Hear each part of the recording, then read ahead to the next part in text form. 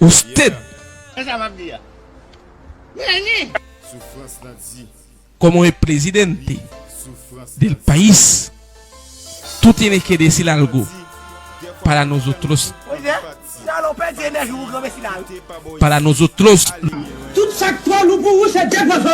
extranjeros que están aquí. Si usted está diciéndonos el agua,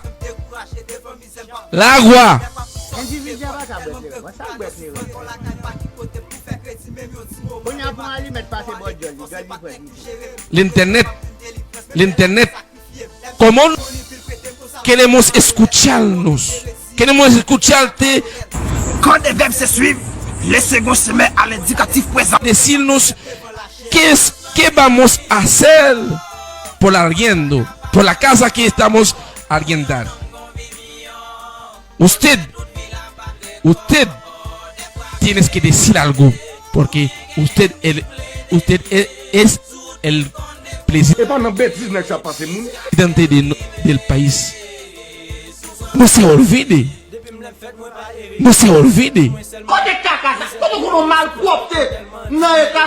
Tú tienes que decir algo para nosotros. Tienes que decir algo para nosotros. Nosotros pagamos todo. Nosotros pagamos todo, como todos los chilenos.